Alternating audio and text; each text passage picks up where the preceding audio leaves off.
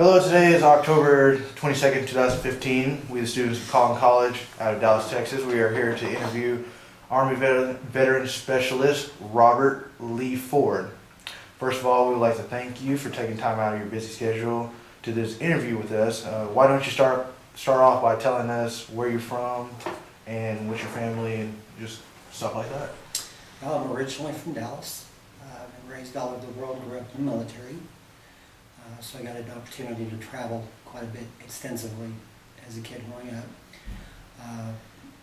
Been around a lot of different cultures, a lot of different people. I graduated from Eustis, Texas, from out in East Texas, and took some, part-time jobs from there on, and eventually joined the Army. I've got a mother and a father. They're both deceased. And I have 3 brothers and 1 sister. And currently I'm married, and I have 1 son that is 15 years old. All right. Why don't you describe your life entering the service? Well, in '96, I made the decision that I wanted something more out of my life, and I actually just realized that I was missing the travel involved with the military, and kind of missed the structure.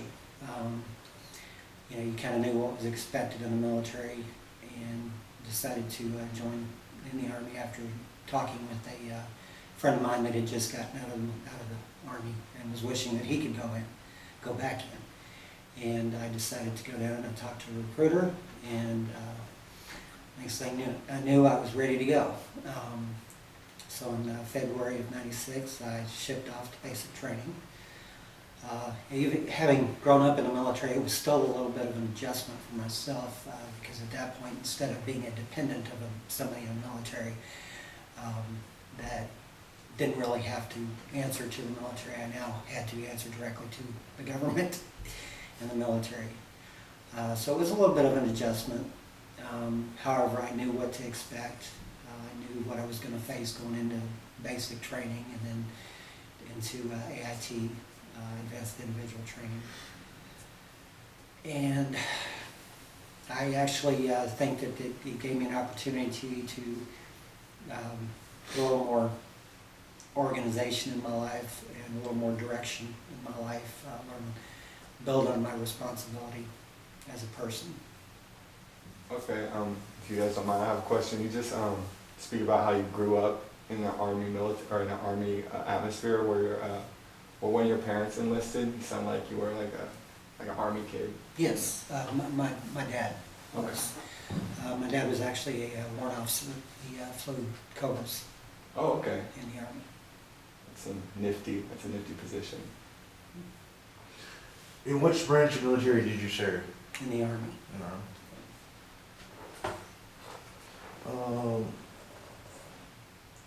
Why did you choose the Army? Was that? I think for me, choosing the Army was, one, ironically, typically it's a little bit easier of a branch to get into than, say, the Air Force, and even sometimes the Navy. And I knew I didn't want to be, quote-unquote, a grunt in the Marines. So they actually gave me the options that I was actually interested in doing, which was in the communications field, which is what I did for the entire 6.5 years I was in. Got a lot of good skills out of that. And of course in the Army at the time, there was some advances being made technologically at that time, some real big leaps and bounds. I actually got the opportunity at Fort Hood to implement the new tracking system that there was a real-time tracking for soldiers. Where they actually had devices set up in the Humvees where commanders could actually see in real time where their troops were. And there was also real reporting that was fairly close to real time for where enemy forces were located at the time. So I got the opportunity as a communications specialist in the Army to implement that program in our unit. We were one of the first units to do it.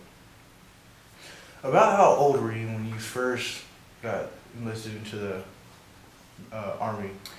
I was 23. because I very well remember turning 24 in basic training. During basic training, what type of things do they teach you in basic training? Everything from, just general hand-to-hand combat, firearms. You also learn to use grenade launchers, 60 cal and 50 cal. You learn, some simple survival skills. Learn a lot about eating MREs. And, it's physical training from day one. So you kind of learn how to stay fit. Was it hard to adapt to that life? It's very early rise. Sometimes you're off at a decent time, sometimes you're not, depending upon what's going on in the unit. That was an adjustment. Yes, I would have to say that was an adjustment, having to be up at 4 o'clock in the morning so that you could be at PT formation by 5 o'clock in the morning. Go run 6 to 10 miles and do push-ups and sit-ups and all of that good stuff. How was it socially adjusting?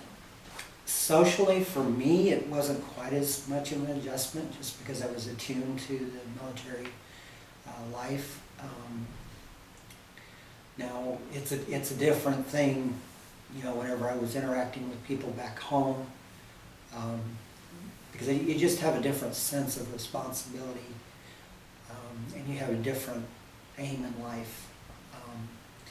And people back home typically don't quite fully understand it, although they may appreciate what you do. They don't fully understand where you're coming from, because they've not experienced that themselves. What was your most challenging obstacle you faced in boot camp? My most would actually be the obstacle course when it came to heights. I've got a severe fear of heights. So that was, rappelling was one thing that we did have to do, which was a little terrifying initially for me. And then having to do what they call Victory Tower, where you actually have to climb up a tower with the assistance of your team. That was pretty nerve-wracking for me initially. But you learn ways to kind of get through it, so to speak, and push yourself through it. And you remember peer pressure in high school and stuff like that, so that's kind of the same peer pressure you face, because you don't want to let anybody down just as much as you don't want to be let down by your own team. Was the Victory Tower, was that kind of a one and done thing, or is it like, all right, we're gonna really instill this ability in you? That was a one and done. Okay. And I think we did the rappelling like 2 or 3 times, if I remember correctly. And especially if the drill sergeant saw it, it terrified you. Right back up, huh? Yeah. Was there ever a point in time, like for example, the rappelling, that you ever thought, I just can't do this, or I just want to go home? Well, I would be lying if I said I never thought that, and I probably thought that every 2 or 3 days, at least. Why am I doing this? But there again, it's just you push through it, and you realize you take ownership of it, is what you have to do, and that's what I did. And I just took ownership of the fact that, hey, I raised my right hand for this. Which inevitably that was my whole thing, because not only was it an opportunity for me to travel again and an opportunity for the structure and stuff like that, but it was also kind of, for me, it was a patriotic duty of mine. It was more than just doing it for myself. It was doing it for the people I loved and cared about. Outside basic training, what other type of jobs did you go in, like medical, like machinery, tech? Just strictly communications. Just strictly communication. Yeah. And what did you do in communications? I actually went in to do what they called single channel radio operator. which basically is a teletype operator. However, as I found out when I got out of AIT, that position was basically obsolete due to technology at the time. So whenever I got to my first duty station, I basically learned that I was going to be functioning as what they call a 31 Charlie, or a 31 uniform, which is a radio system specialist at that time. Now some of the designations have changed, so that may not be what it's classified as now, I'm not real sure. But basically as a radio system specialist, you handle everything that has to do with communications.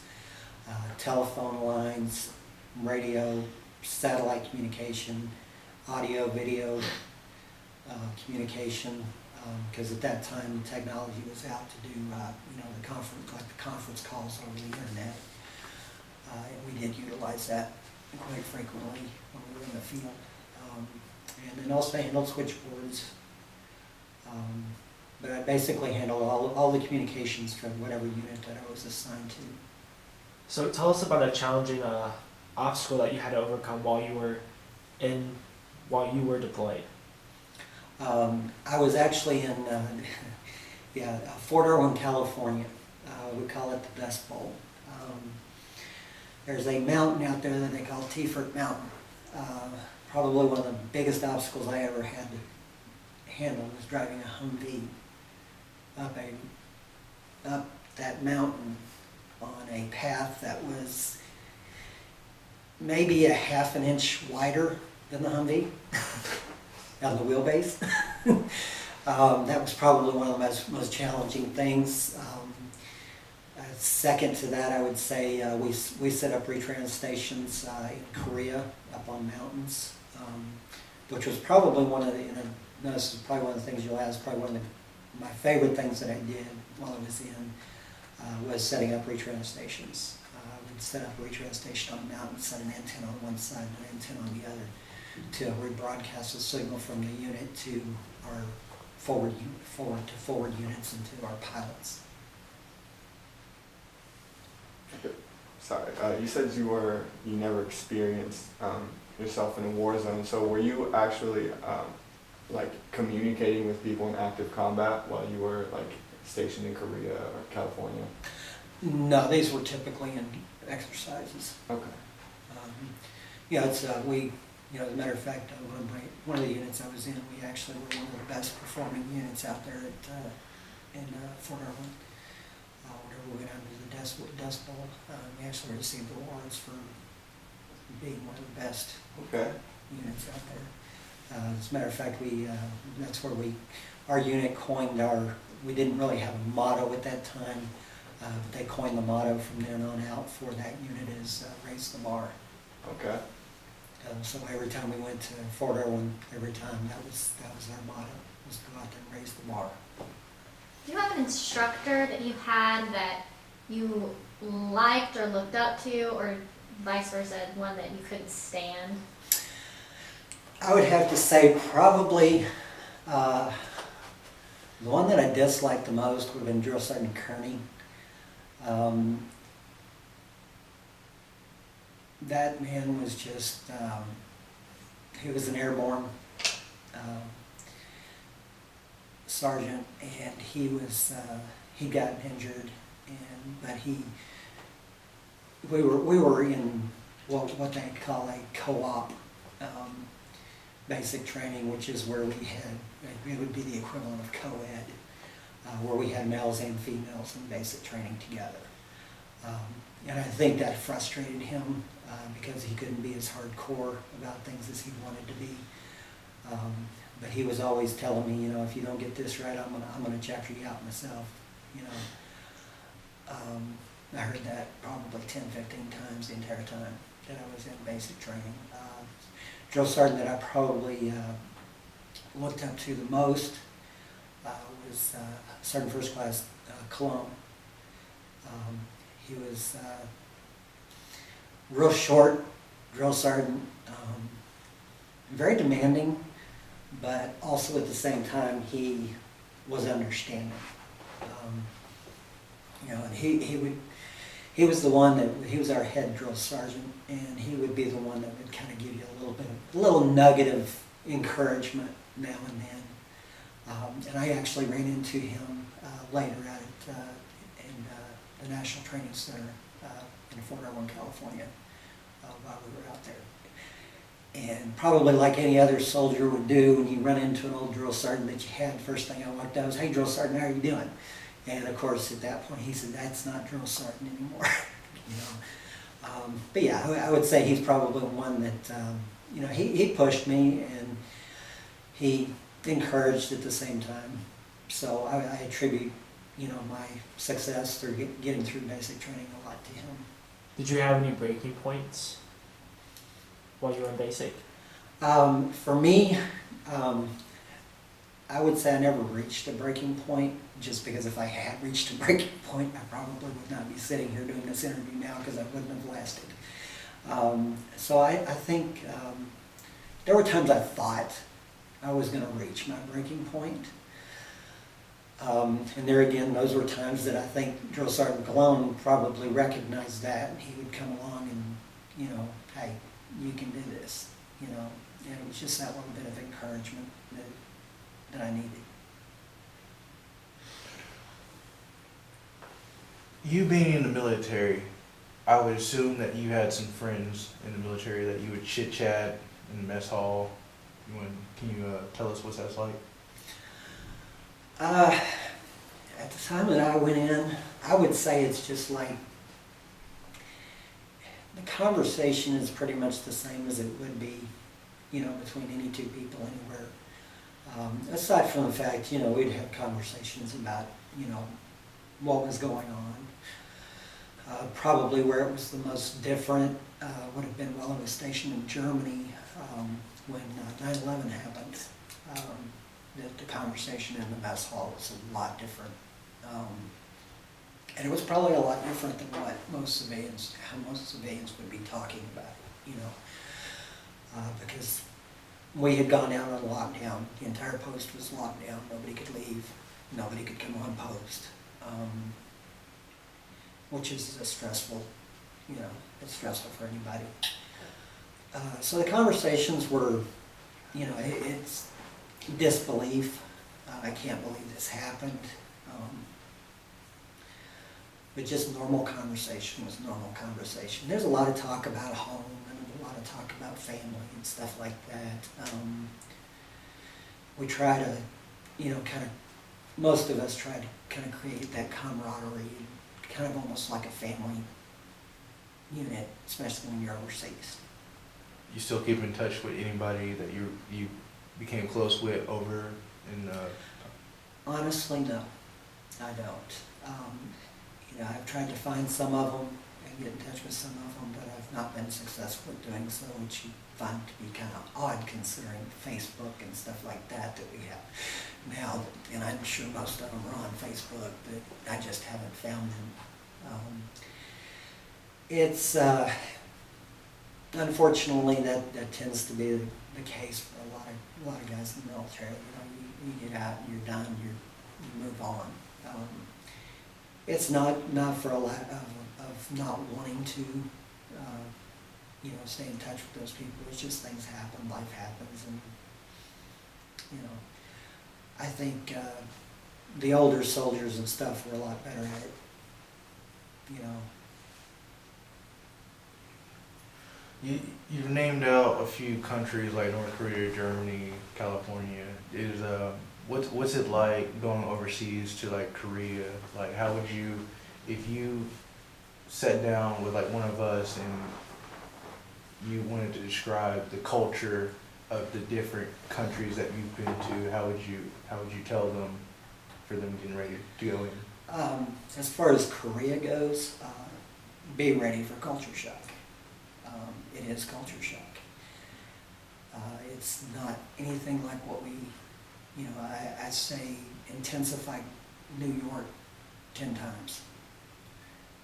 So busy. People are racked and stacked on top of each other, which you attribute that to the fact that they grow rice, and that takes a lot of land. You take the amount of mountains and the stuff that they have over there, and which tends to cramp cram people in very tightly. One of my best examples of that is we went to the amusement park over there. And, you know, here, when you go through a line on an amusement ride, you know, we as Americans, we have a little bit of space that we allow everybody. We have our personal space, you know, when we're standing in line, with the exception of our close friends and family that we may be a little closer to, you know, in line. In Korea, everybody is crammed in together. And it's just like, it's kind of a silly analogy, but I kind of equate it to a bunch of elementary kids running for the door. You know, they haven't learned that space yet. They're all just flooding in, you know. It's almost like trying to run them all through a funnel, you know. They all get crammed up in there and it gets bunched up. But that's kind of what it's like over there. You know, another thing too is when you're walking down, you know, when you walk in here, you walk by somebody, you accidentally brush their shoulder, you kind of turn, oh, excuse me, I'm sorry. Korea, they don't do that. They just keep going. And we were told it's not a matter that they're being rude. It's just they're used to it. They're accustomed to it. There's no sense in stopping because they'd be stopping every few feet to say I'm sorry for running into you. You know, it's a different culture over there. And it's ironic too because one of the things you'll notice over there, you won't see men and women kissing out in public at all. Where you see that all the time here in the States. So that, yeah, it's culture shock. The smells are different. You know, believe it or not, we smell like meat to them. Yeah, we smell like beef to them. And that's what they'll tell you. Well, they smell like what's called kimchi.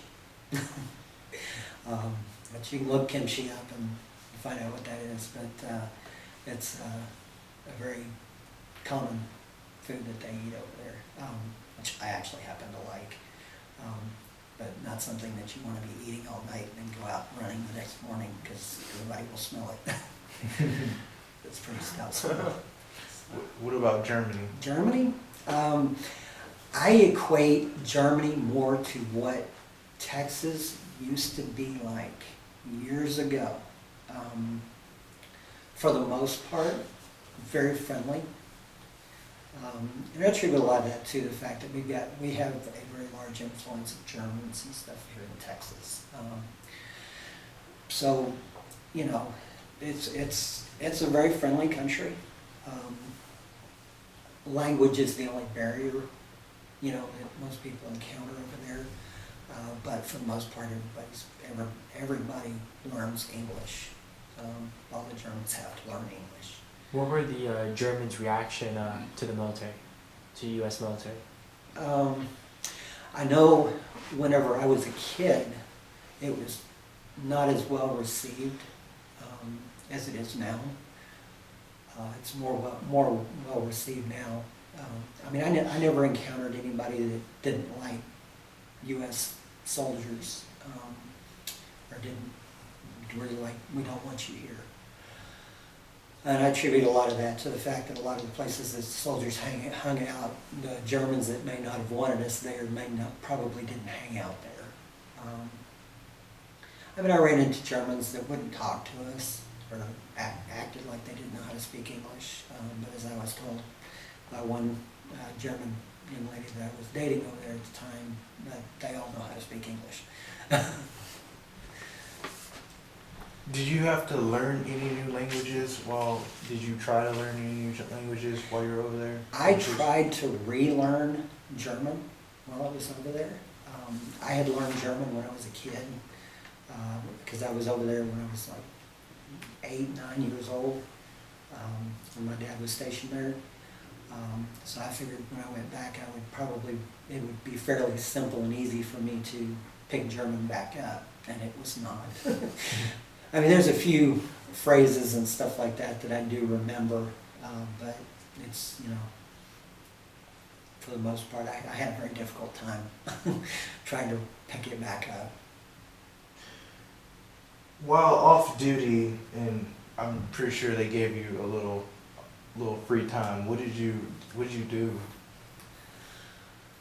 pretty much anything that I wanted to, for the most part, it was my time. Just like it's, I guess a lot of people, yes, you're at the needs of the military 24/7, 365 days a year. But it's not like it used to be. I mean, many years ago, soldiers were in uniform 24/7 if they were awake, but nowadays it's, when you pull the uniform off, with the exception of you can't let your beard grow and different things like that, it's pretty much the same. With the exception of being in a foreign country, you get to go do some different things that you wouldn't get to do here in the States. Along those, what were some of your favorite things that you got to do that you can't do within the States? Oh, the sightseeing. I think that was especially in Germany.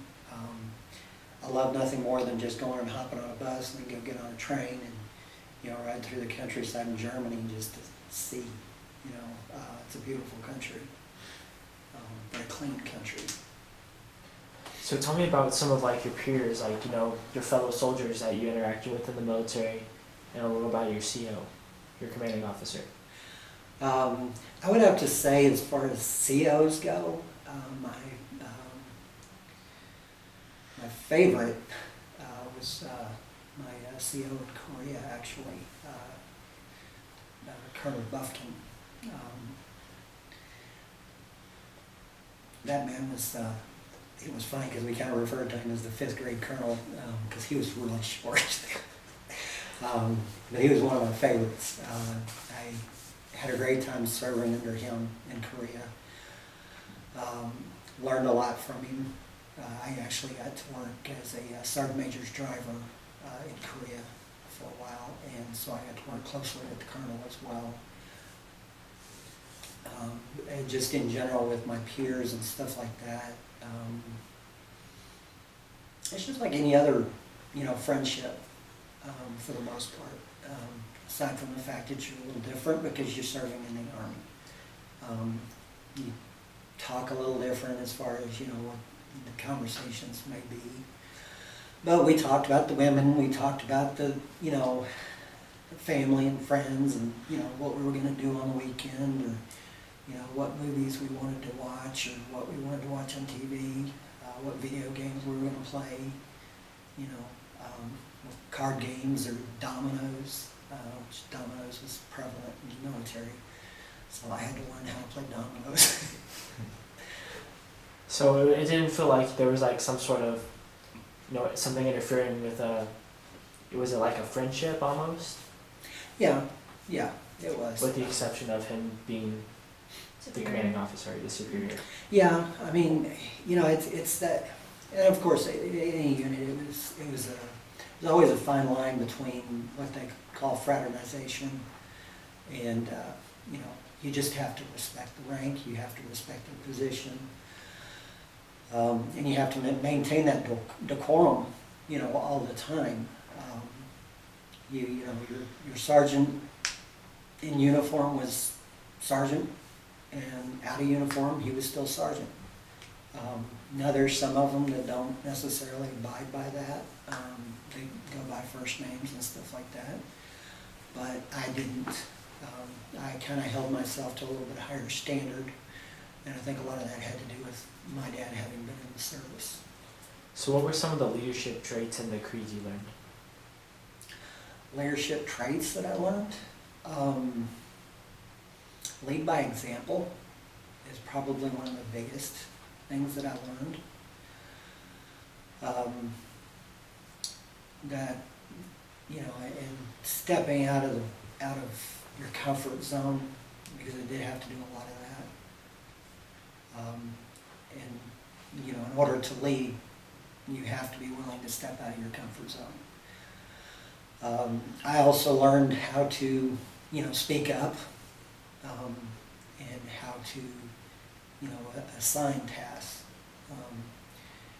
And also had to learn the best way for the best person for whatever assignment we had going on, and how to delegate. delegate those tasks out to the soldiers that were under me. During your time in the military, did you write letters or talk on the phone with your family back home? Oh yeah, constantly. I was in Korea. I was constantly calling home, talk to mom. And I think that was, I did that more while I was in Korea than I did in Germany, and I think that was partially due to the fact that Korea, to a certain extent, was quite a culture shock and quite an adjustment. And whereas, and you had, in Korea, there's a little bit less freedom of running the countryside and going and seeing things, stuff like that, because you have North Korea that you're, really concerned about. Matter of fact, while I was there, we had a North Korean soldier that had come over the border and had actually gotten into one of the armament, one of the South Korean armament, and got a hold of a pistol out of their armament. And they caught him or whatever, but that was a huge deal. So you were very cautious, and then plus you got other things over there.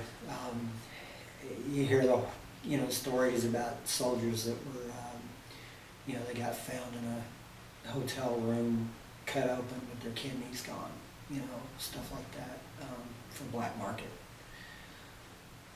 You hear stories like that. So it's a little bit different there, and it kind of you feel a little more closed off from home than I would say like Germany. Because Germany, there's there's actually a lot more to do in Germany, a lot more places to go and see, and a lot more freedom to go and do. Regarding the Korea conflict, was it like a very volatile situation back at base? Like, was it like these guys are unpredictable, or was it kind of like, okay, they know their place? It's just a lot of talk coming from like the North Koreans. The thing is that while I was over there, I think it was shortly, or while I was over there, he had started the mourning for his father that had passed away. Okay. So it was. It's all been a standstill for years. There's things that you're always concerned, you're always at a higher level of security and stuff like that over in Korea than you are, some of the other places. And that was always, that's always a concern. I actually did go to the DMZ, which is the demilitarized zone, right there on the border between, and that was and they require all the soldiers to go up there at least once, so that you can get a scope of why you're there. That was an eye-opener for me. I always knew there was threat of war and stuff like that, but to sit there and actually actually got to go into the building where the negotiations took place after during the Korean North and South Korean War, and to see, the South Korean soldiers there, and then to see the North Korean soldiers just over, it was kind of Standoff. It's kind of a tense situation, So, yeah. But like I say, Germany is a little different. You don't have a border there where somebody's ready to come over that border and take you out. Right. But I don't think that. I think anybody that's been to Korea would probably feel the same. That it's a higher level of security. It's a higher level of concern. They could come over that border at any time. Right. Are there any comical stories that you have from your deployment? Comical stories. I tell you, funniest thing. Absolutely hilarious. while we were in the field, we had this new lieutenant, second lieutenant assigned to our unit. She was she was our XO for our company. And we were in the field, and we have to do these things called PMCSs on vehicles, which are preventive maintenance checks and services. And she decided that she was going to do the PMCS on the Humvee that she had rode in, just to save the driver, you know, from having to do it, so he could do some other things, get other things done. And when she went over there to pull a hood up on it, there's two latches on one on each side of it that you undo, and then you pull the hood up. Well, there's two anchor points on the front, the little loops that you see on the military Humvees on the front, on the hood. Those 2 points are designed for hooking to and airlifting them up. Well, she grabbed a hold of those 2 hooks trying to open the hood. And that was just hilarious. And that's probably one of the most comical things I've ever seen the entire time. And she went to jerk real hard on it. That last pull she did, her hand slipped, and she fell off and fell back. And then one of the other guys I saw that was close to the situation, he walked over there and pulled the hood up for her, and I think she turned every shade of red there was. So, and there's probably many more. I just don't remember some things, and some things I probably am glad I don't remember. Are there any embarrassing moments or anything like that? Trying to think of anything embarrassing that happened.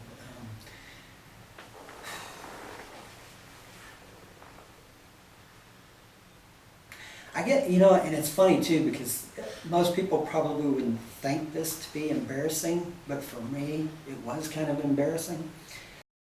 When we did our first, when you're in the barracks, in basic, you have lockers along the wall, and I was the only one that had because you have the locker, you've got all your uniforms, and you have to put your uniforms in a certain way. You got to hang them a certain way. And then you've got a little small chest drawer type thing that you put all your underwear, socks, and t-shirts and stuff like that in. And there's a certain way you're supposed to roll your socks, a certain way you roll your t-shirts, a certain way you roll your underwear. All of that stuff's got to be done in a certain way. Well, because I grew up with a father that did all that, I knew how to do it. So on our first inspection, I passed with flying colors, which I was it was kind of embarrassing because nobody else did. Nobody else did. And the irony in that was the fact that we did have a guy from the Navy that had gone from the Navy to the Army and was going through basic training with us, that he didn't pass it. I was the only one. And that's kind of embarrassing. You almost wish you had done something wrong. Almost a You know? teacher's pet kind of Yeah, thing. yeah, Mm. yeah. Yeah, I've heard those stories of that first inspection of sergeants coming off and ripping off the sheets. And Oh man, oh gosh. We actually had, you know, of course you get latrine duty, and in the military it's a latrine. It's not a bathroom, because you don't take a bath in the latrine, so it's not a bathroom. And if you call it a bathroom, you will get corrected every time. So, you know, we had done our morning routine and cleaned up, you know, got ourselves showered and cleaned up, and went through and cleaned up the latrine and everything. And they look for things to get you on. And I think we sat there and did push-ups so long that morning. After that the floor was soaked. Literally was soaked in sweat in the barracks area. And of course after that, drill sergeant comes in screaming and hollering about how nasty his floor in the barracks looks, and of course, what do we have to do? We have to get out the mops and everything and clean the floor. So yeah. Interesting moments. Was there any care packages that you received from any loved ones? I did receive stuff from my mom on occasion, but it was just, she'd just send, cookies or something, nothing major. Send a letter, something. Is there anything you wish you had with you that you didn't? Oh, let's see. At the time, I was dipping snuff, and Copenhagen was my choice at the time. And I wished I could have gotten my mom to send me Copenhagen over from the stateside, because the Copenhagen that they had at the post came in the plastic cans instead of the cardboard cans that we have here in the States. And the stuff in the plastic cans was horrible. Bitter. Yeah. So why did you end up leaving the military? I was actually chaptered out on medical for asthma. They determined that I couldn't serve because I couldn't. They said I couldn't wear a gas mask because of my asthma, which I got through basic with no problems. If you had the ability to continue being in the military at that point, or if you could go back to the military now, would you do it? Absolutely. Absolutely. That was part of my intent when I went in, was to do 20 years and retire. So when you got out in 2002, was it like a breath of fresh air, or was it like, okay, what do I do now? It's almost culture shock. Right. It's almost culture shock. It felt like a time bubble. Yeah, because you get so accustomed, especially for somebody like me that grew up in the military life, and then to go in the military and serve, and then to get out.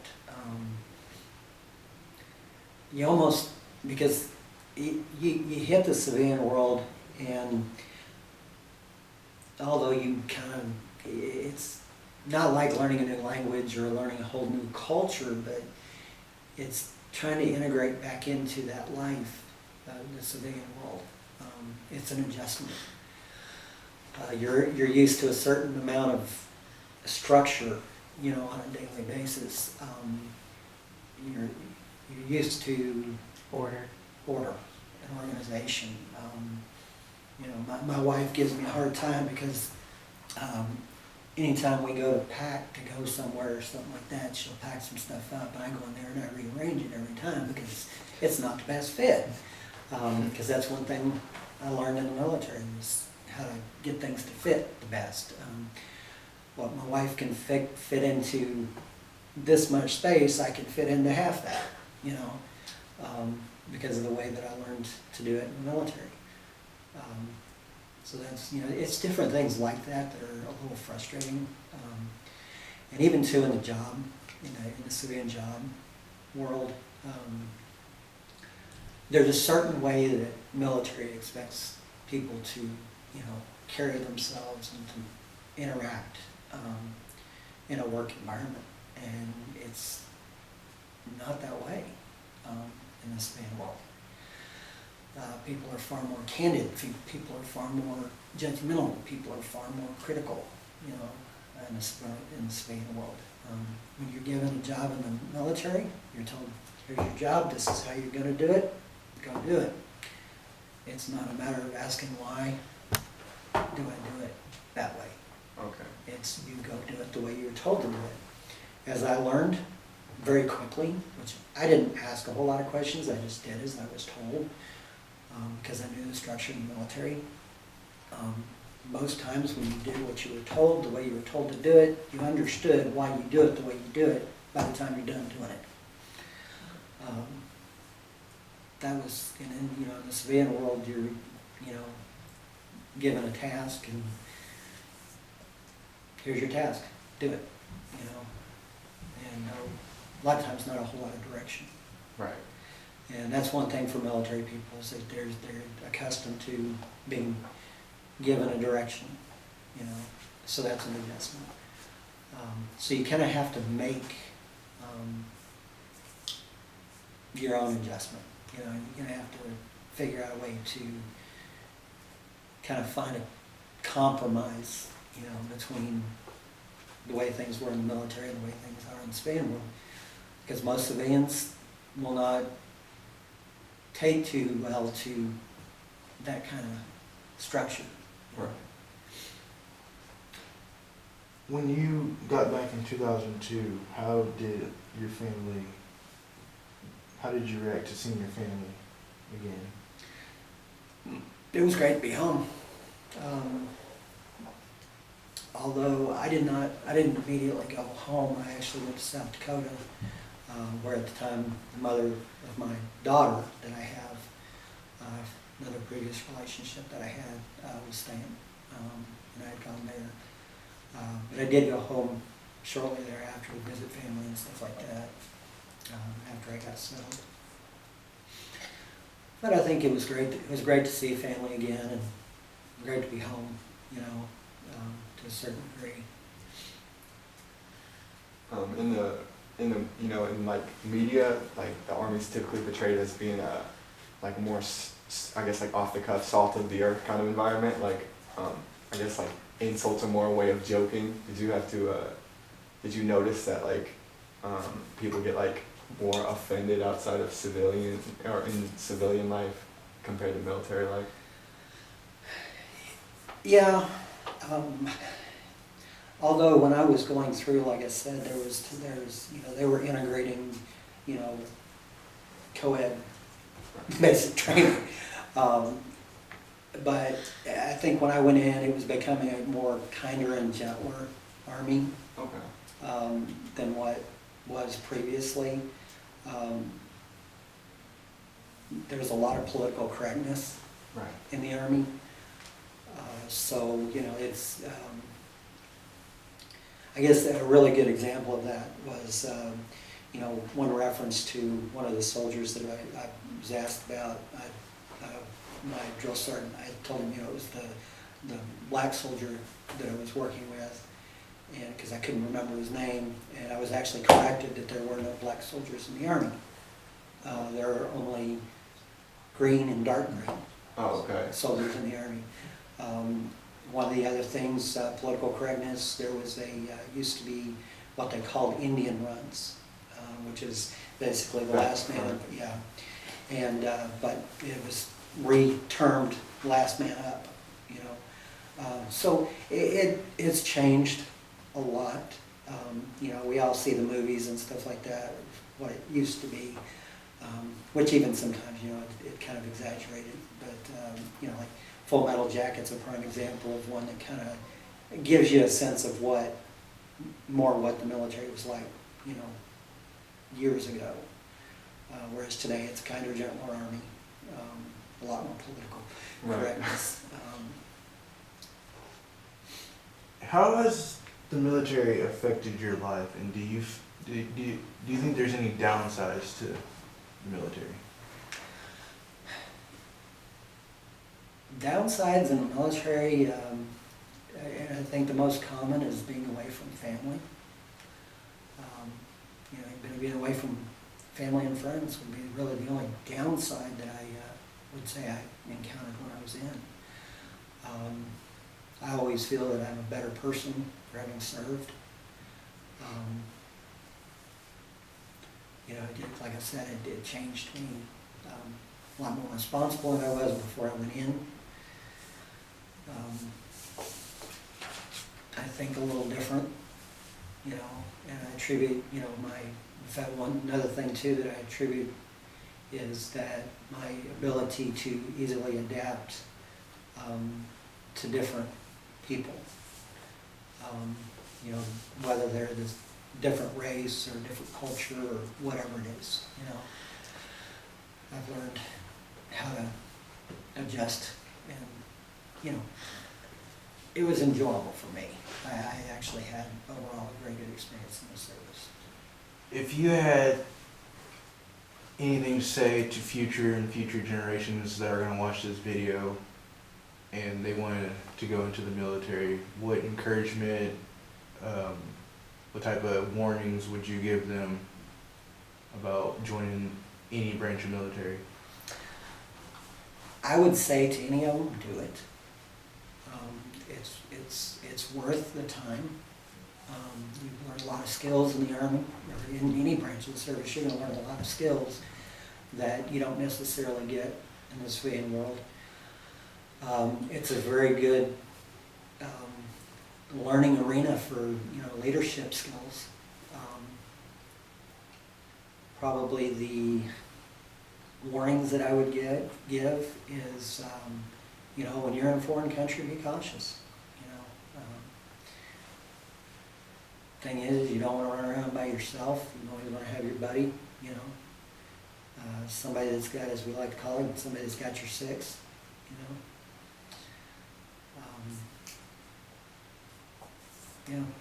It's and understand what you're getting into. Understand that you are going to have time away from your family and your friends. And if you can live with that, and you can handle that, then I'd say by all means go for it. There are a lot of benefits. You can get college out of it. Another thing I would tell people is don't do like I did. Get some college while you're in the service.